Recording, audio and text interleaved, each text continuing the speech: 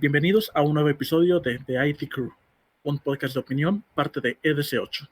Mi nombre es Frank Valdés. Y yo soy Enrique Mendoza. Empecemos.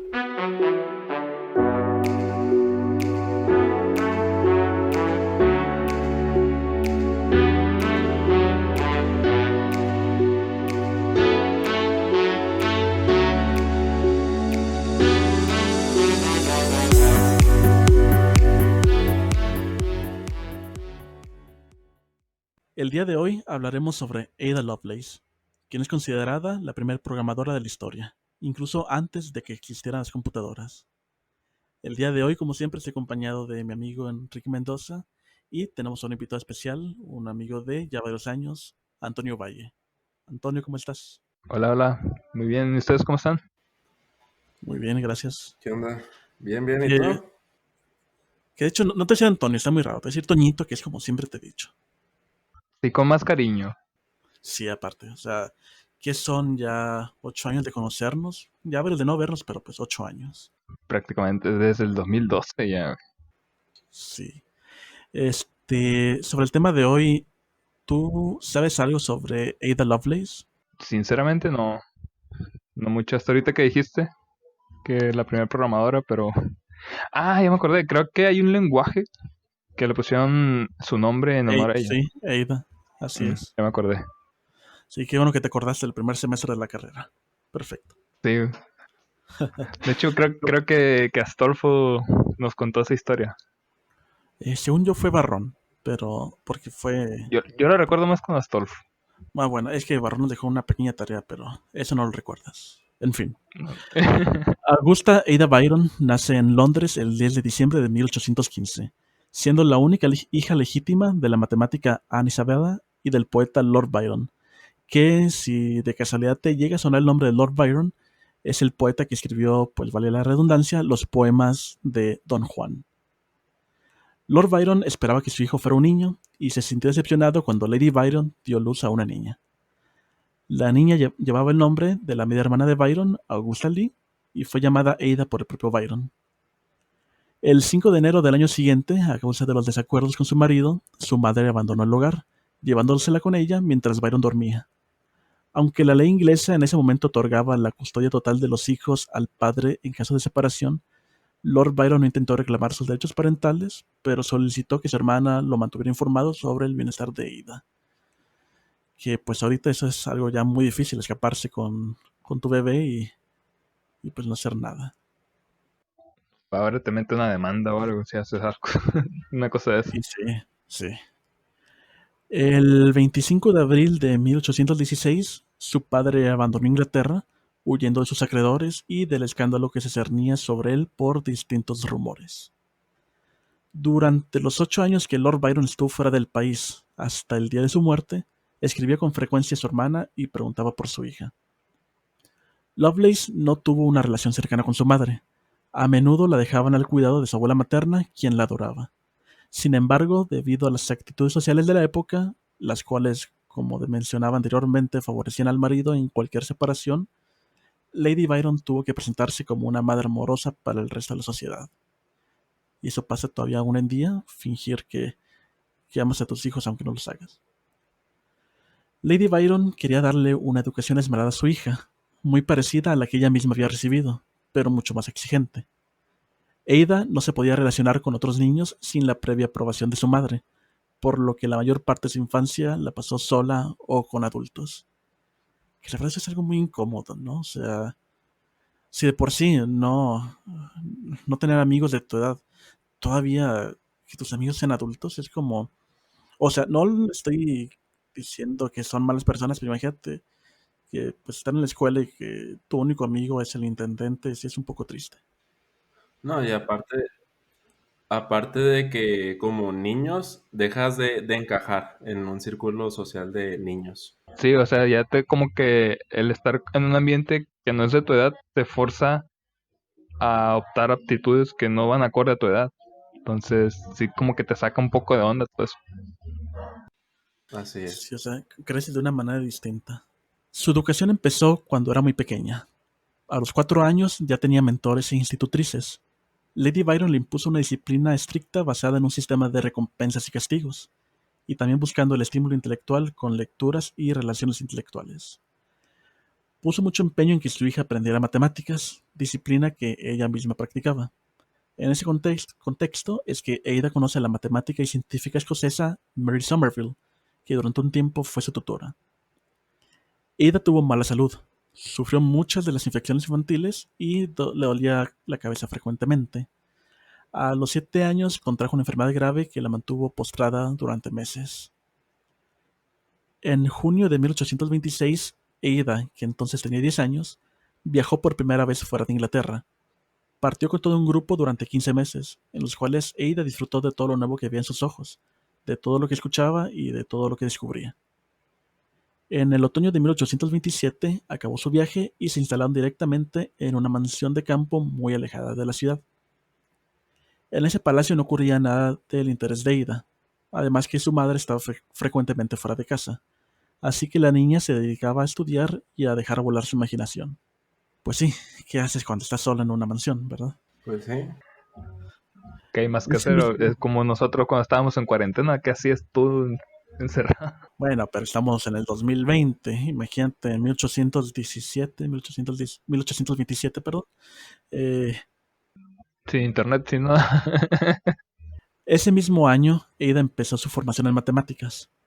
A los 11 años estaba obsesionada con la idea de volar. Estaba decidida a inventar una máquina que le permitiera moverse por el aire. Su primer paso en febrero de 1828 fue construir alas. Investigó distintos materiales y tamaños y consideró también varios materiales para las alas. Pasó años estudiando la anatomía de las aves para determinar la proporción correcta entre las alas y el cuerpo y creando bocetos de su soñado proyecto. A principios de 1829 contrajo una enfermedad grave, posiblemente se cree que fue por sarampión, que le causó parálisis en las piernas y la obligó a guardar cama hasta mediados de 1832. O sea, 3 años paralizada, sin moverse. Ese fue un periodo que la marcó profundamente, pero pues sigue estudiando. Qué frustrante, güey. Y también tener en cuenta que en aquella época, pues la medicina no estaba tan avanzada para ahora y muchas enfermedades que ahorita, pues con una vacuna ya tenemos, antes te pegaban y te morías. Sí, no, no tenías ni chance de sobrevivir. Tuvo suerte de sobrevivir y aparte de recuperarse y poder volver a caminar. Sí. Oye, ahorita que dijiste que se puso a estudiar la anatomía de las aves para ver cómo volaban. ¿Te imaginas que se hubieran puesto a estudiar la anatomía de una abeja, güey? Ahí se topa contra pared para ver cómo volaba esa onda. Sí, sí. Sí, o sea, imagínate, o sea, con ese tamañito que tienen. Y unas alitas. Una salita y un cuerpote, güey. Sí, imagínate, o sea, basarte en eso para hacer tu diseño, sí está. Sí, te ven las abejas, te molestan y gritan por la horda y se mueren. Se va. Son las kamikazes de la naturaleza, güey. Pero bueno, el año de su recuperación se mudó con su madre a Fort Hook Manor, una mansión situada a una aldea a unos 12 kilómetros del centro de Londres, muy popular entre la aristocracia londinense. Durante ese tiempo, Ida vivió su primer romance. Se enamoró de un joven que le ayudaba con los estudios 2 horas al día. Vivieron su historia de amor en secreto durante algún tiempo, pero cuando Lady Byron se enteró, prohibió al joven entrar a su casa y relacionarse con su hija. Estás encerrado toda tu vida, ves a un joven de tu edad. ¿Qué más quieres que haga? Pasa como en las películas de Disney. O sea, una princesa encerrada toda su vida. Mira a un güey que la besa una vez y ya se casa, güey. Pero tristemente no fue así. Mira, igual sería conmigo que si veo a alguien después de mucho tiempo, pues se me va a hacer la persona más bella del mundo porque es lo único que conozco, pues por la poca interacción social que llego a tener. O todos los años que estuviste conviviendo con puros adultos, pura gente más vieja que tú, miras a alguien de tu edad y se te hace súper hermoso, güey.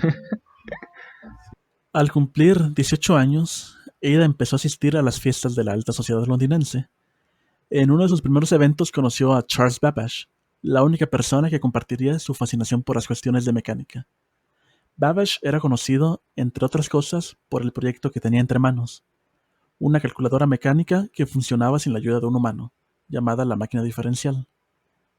En esos tiempos en Inglaterra se hizo famoso un avanzado artilugio, el telar de seda de Joseph-Marie Jacquard, con el que ella estaba totalmente fascinada. Le encantaba la posibilidad de idear y construir máquinas, como la de Jacquard, que permitiera al ser humano controlar procesos que anteriormente eran incontrolables o lo eran de una forma errática. Que si no ubican esta máquina es la que, pues Se como cosía dices, sola.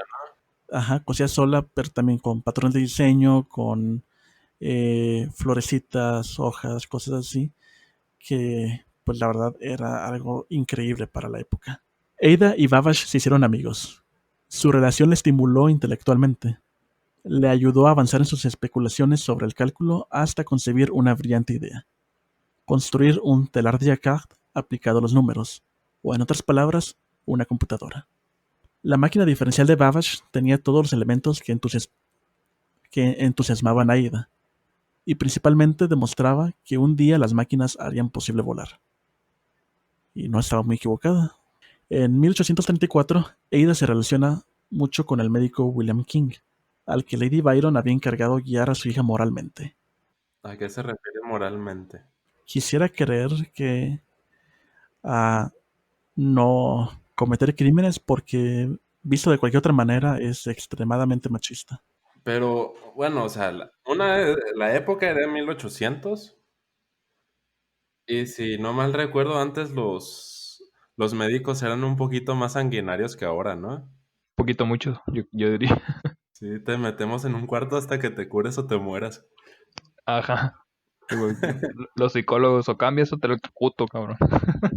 Sí, ese ya es también lo de las lobotomías, que ahí sí les recomiendo, si no lo han escuchado, está el podcast de Leyendas Legendarias, donde, ¿si era ese, Leyendas Legendarias, o fue en el Dolop? Bueno, ambos los recomiendo. Escuchen Leyendas Legendarias y el Dolop, son de las mismas personas, y pues que sí tienen temas bastante interesantes. El doctor William King también se encargó de enseñarle matemáticas, y fue durante esas clases cuando Ada se dio cuenta que su pasión eran las matemáticas. El verano de ese año, Ada y su madre recorrieron el norte de Inglaterra, en la zona industrial más importante del país, visitando muchas fábricas, donde pudieron ver por fin el telar Jacquard en funcionamiento.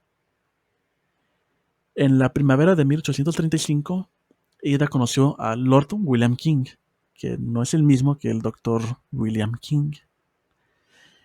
Este era un aristócrata de una familia muy influyente desde el punto de vista político, social, intelectual y religioso.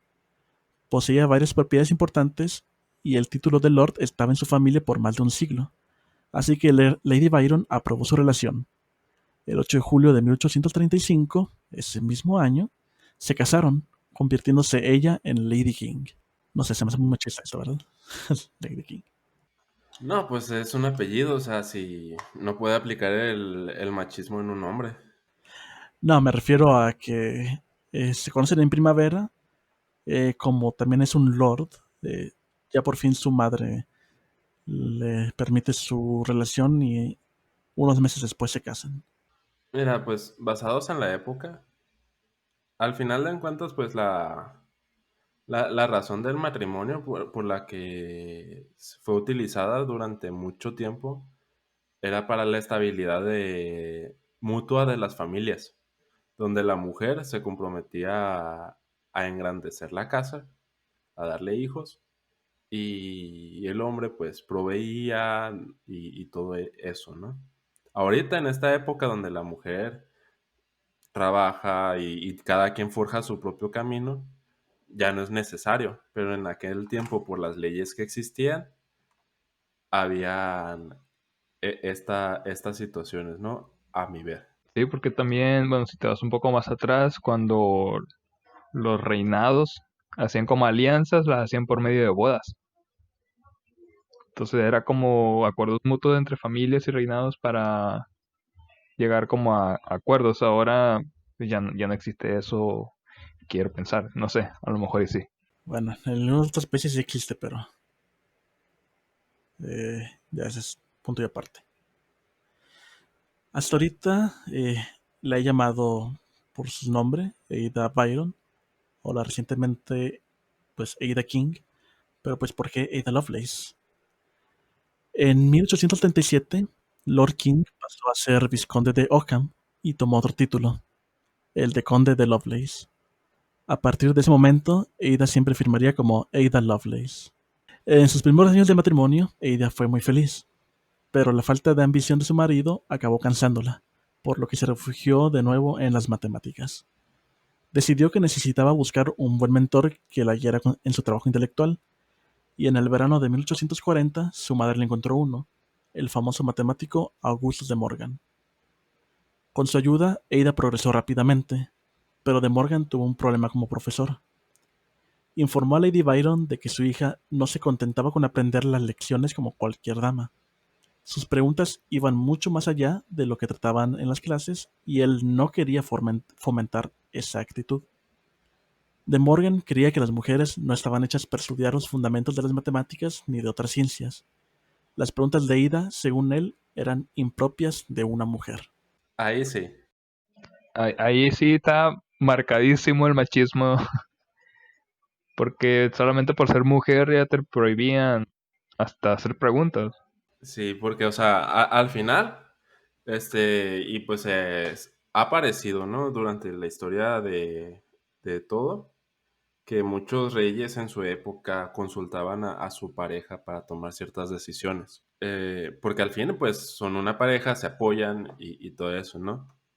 Entonces, ese tipo de acciones y en la cual engrandecían al hombre durante esa época, muchos agarraban la actitud de que la mujer tiene que ser sumisa y no tiene que aprender lo mismo que un hombre.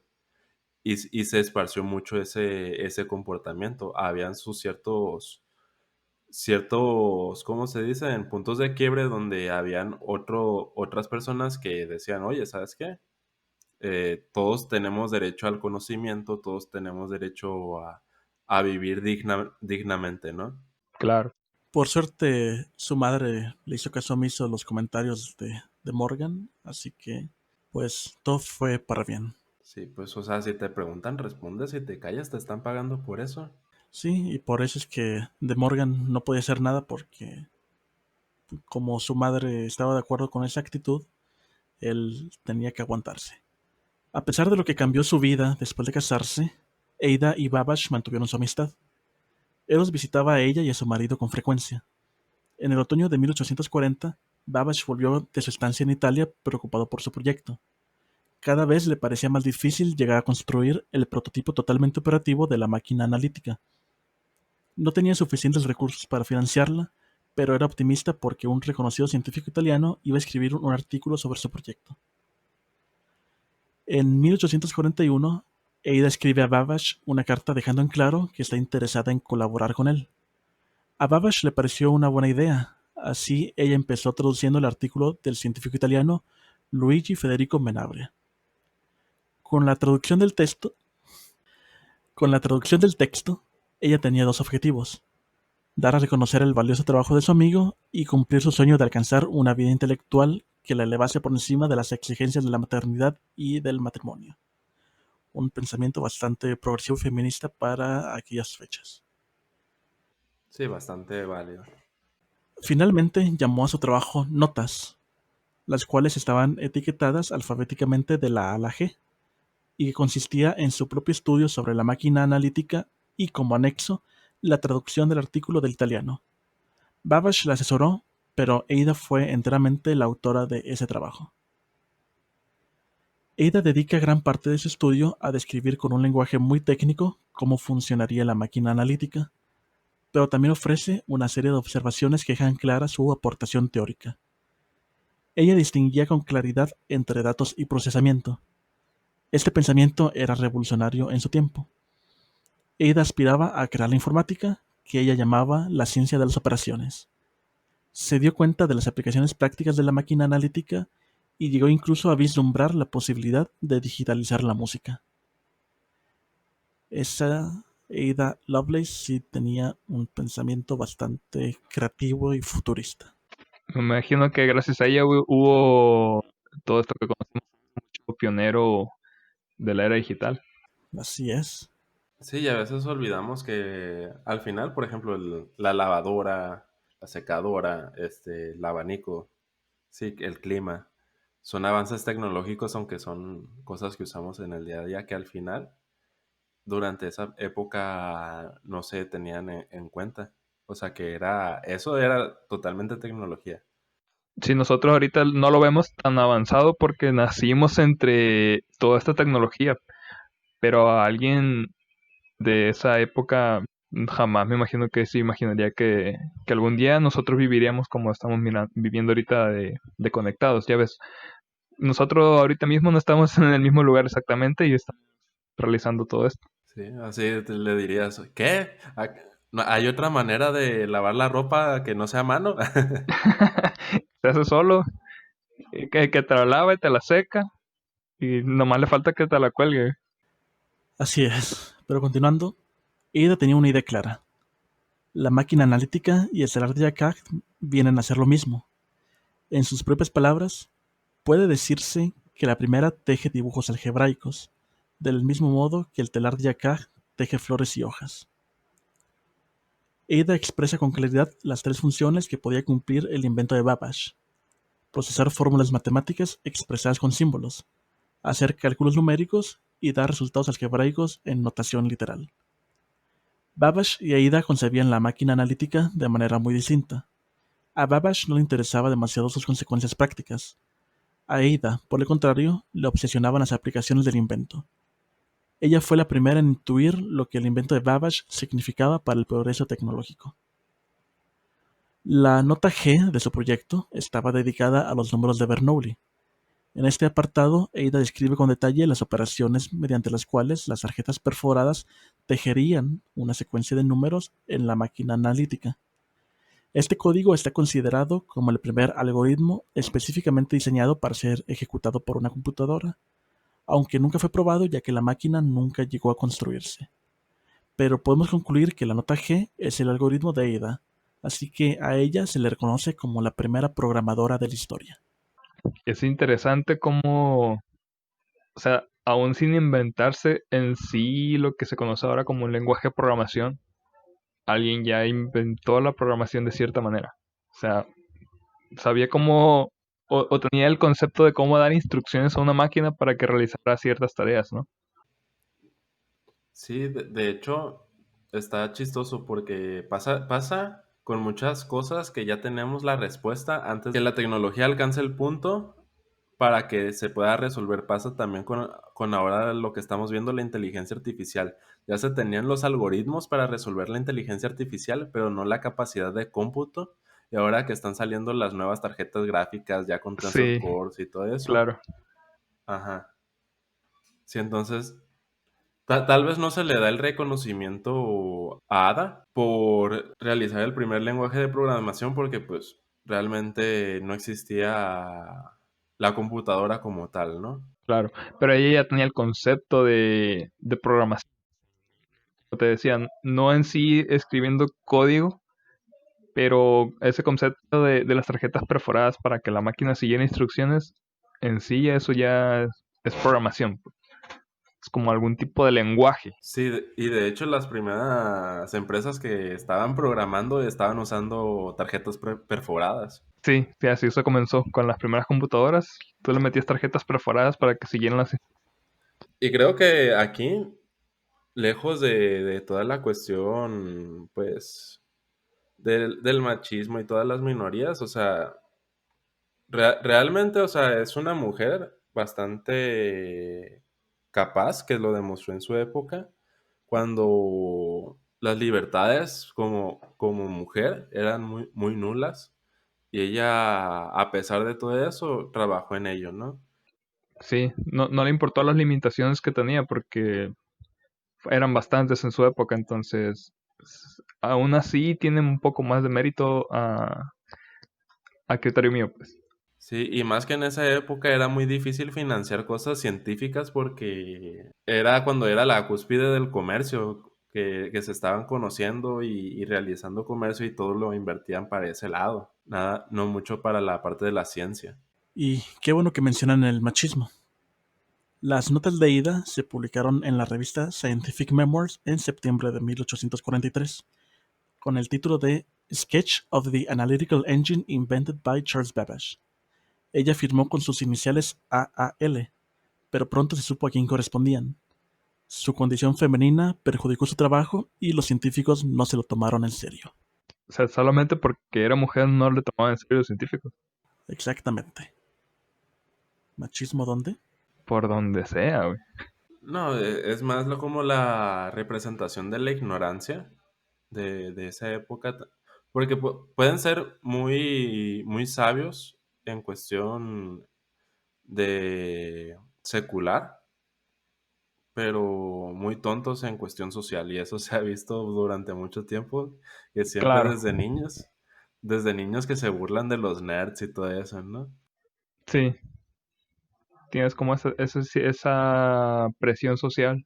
Sí, que pues afortunadamente hoy en día, por ejemplo, al menos en mi caso, yo siempre que trabajo con alguien, o sea, no me importa de qué género sea o cómo se identifique. Exacto. O sea, no depende del género ni de la edad, sino de tú como persona, de las ganas que le pongas. Como debe de ser. O sea, tu desempeño es agnóstico a tu género, tu identidad, tu religión, todo. Todo, o sea, no, no va amarrado a o sujeto a, Y muchas veces ni siquiera tu educación. ¿no? Porque hay muchas personas que no alcanzaron a estudiar, qué sé yo, una carrera universitaria y son grandes en la vida. Así es. Y, y creo que Ada han sido muy pocas veces las que le he escuchado y no tenía muy, muy buena relación con ese nombre al escucharlo, pues, o sea, no identificaba muy bien. Igual a mí me pasó que no había escuchado tan profundo sobre ella. Solamente, como te decía, cuando recién entramos a la carrera, que la nombraron, que a ella le dieron el mérito de al nombre de un lenguaje de programación, pero hasta ahí sabía yo nada más de ella. Su trabajo fue olvidado por muchos años, atribuyéndole exclusivamente un papel de transcriptora de las notas de Babbage, cuando en verdad el trabajo de Lovelace fue, como relata Plant, mucho más influyente y 3 veces más extenso que el texto del que se suponía que era meramente accesorio. Este mismo caracterizó su aporte al llamarla su intérprete.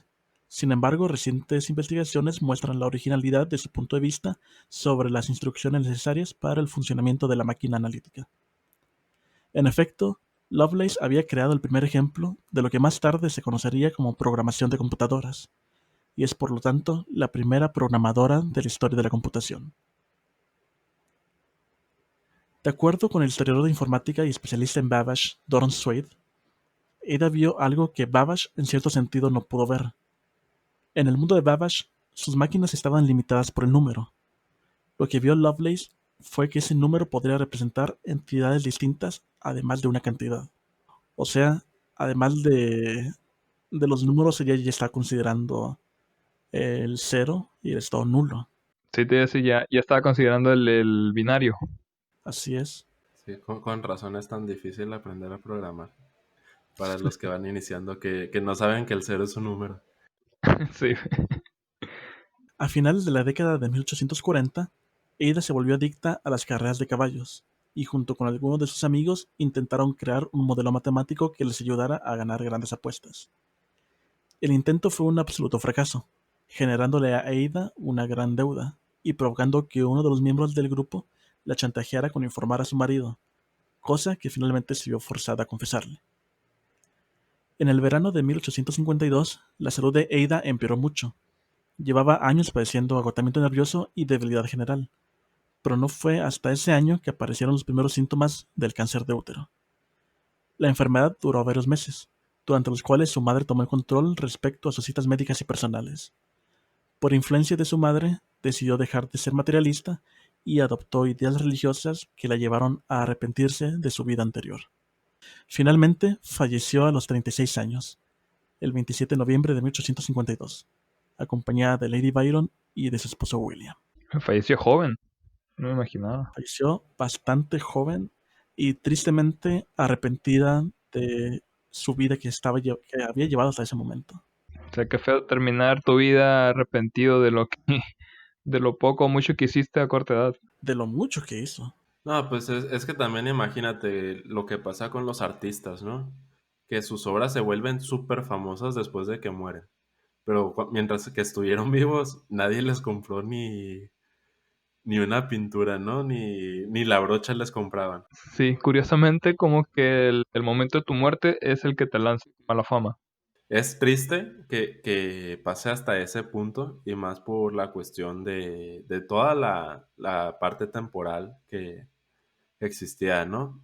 Pero como decíamos ahorita, fuera de aire, no, tampoco podemos recriminar todo eso porque fue en otra época, cosas distintas. Este, sí, sí estuvo mal, ahora lo vemos que estuvo mal, pero en su época, pues así se manejaba y Sí, así funcionaba en esa época no estaba mal visto. En resumen, Lovelace sugirió el uso de tarjetas perforadas como método de entrada de información e instrucciones a la máquina analítica. Además, introdujo una notación para escribir programas basada en el dominio que tenía sobre el texto de Luigi Menabrea sobre el funcionamiento del telar Jacquard, así como de la máquina analítica de Babbage. Es importante remarcar su mención sobre la existencia de ceros o estado neutro en las tarjetas perforadas, siendo que las tarjetas representaban para la máquina de Babbage simplemente números decimales. También introdujo la posibilidad de que la máquina analítica no fuera solo capaz de realizar cálculos matemáticos, sino también de, entre muchas otras cosas, producir arte, por ejemplo, componer música y literatura. De hecho, afirmaba que el invento sería capaz de realizar cualquier cosa que se le pidiera, siempre y cuando supiéramos cómo ordenárselo. Que todavía en este 2020 tenemos problemas sabiendo cómo ordenarle a una computadora a hacer algo. Sí, cuando tú escribes tu código y a veces dices, ¿por qué estás fallando? Se supone que sabes programar y ya te está, o sea, tú mismo le metes errores. De hecho, creo que la máquina de Babbage se podría considerar uno de los primeros intentos de crear un procesador, ¿no? Tomando en cuenta lo que quería hacer Ada, sí. Pero simplemente lo que quería hacer es una calculadora, como existían, pero esta vez independiente de una persona. Que hay que recordar que en aquellos tiempos ya existían muchas máquinas pues que automatizaban algunas cosas, pero pues necesitaban de alguna persona para trabajar.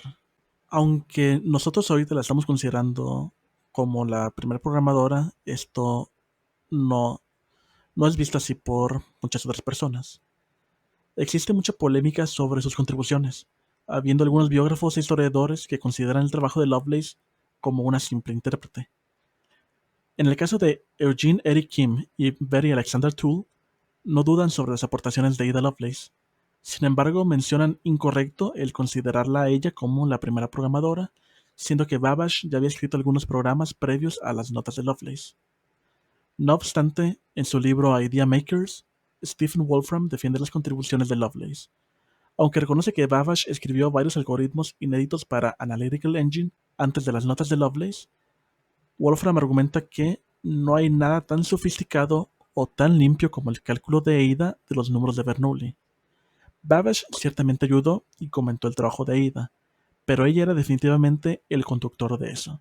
Wolfram luego sugiere que el logro principal de Lovelace fue destilar de la correspondencia de Babbage una exposición clara de la operación abstracta de la máquina, algo que Babbage nunca hizo. Y con esta cita terminamos de hablar sobre la vida e influencia que tuvo Ada Lovelace en el mundo de la informática. Sí, un capítulo un poco polémico, se podría decir, si lo ve alguien de una extrema. Sí, porque realmente esos comentarios de desprestigiar a Ada Lovelace diciendo que simplemente era una intérprete es todavía el machismo no queriendo es reconocer que una mujer logró algo tan importante. Sí, es polémico, pero a la vez es como inspirador porque ya te das cuenta, o sea, si ahorita todavía hay algunos límites por, por ser de algún género, pero con historias así te das como la fuerza, agarras ejemplo de que a pesar de los obstáculos, se puede hacer algo que tú quieres, pues. Ya si no lo quieres hacer o si empiezas a buscar pretextos, jamás vas a hacer algo. De hecho, me recuerda cuando sacaron un juego, el Mafia 3, que creían que iba a entrar en polémica porque cuando ibas a... El personaje pues es de piel morena, ¿no? Y cuando iba a barrios de clase alta, le gritaban como cosas denigrantes durante el videojuego y le estaban diciendo de que, oye, o sea, ¿no crees que está mal que pongas esto en el juego? Es decir, es que no ponerlo y ambientarlo en esa época es negar que eso existió cuando sí existió, es Claro, restarle visibilidad. así es. Y es lo mismo, o sea, existe esa visibilidad de lo que pasó en esa época y aún así, ante todo esto, ahora se le reconoce como alguien que fue importante en el mundo en el que estamos ahora. Sí, pues, o sea, como dices, es como intentar ocultar lo que pasó en aquellas épocas. Y lamentablemente pasó, pero a pesar de todo eso, supo cómo salir adelante, supo cómo lograr lo que ella quería hacer. Y sí, y pues sobre sus comentarios de esos dos historiadores, y pues también relacionado a lo que decías sobre Mafia 3, Enrique, es que hay que adoptar y reconocer nuestros errores para no cometerlos nuevamente. Ujú. Ocultar las cosas no significa aprender.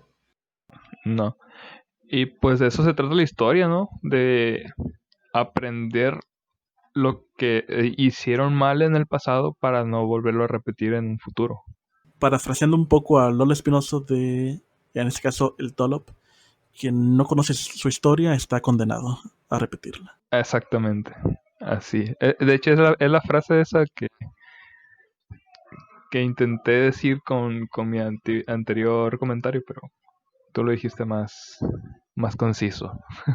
Esto ha sido todo por hoy. Gracias por escucharnos y espero se hayan ido con más conocimiento que con el que llegaron. Pueden encontrarnos en YouTube como EDC8 y en Spotify como EDC8 Podcast. Yo soy Frank Valdés, acompañado por mi amigo Enrique Mendoza y mi otro amigo e invitado especial, Antonio Valle. Muchas gracias. Duren.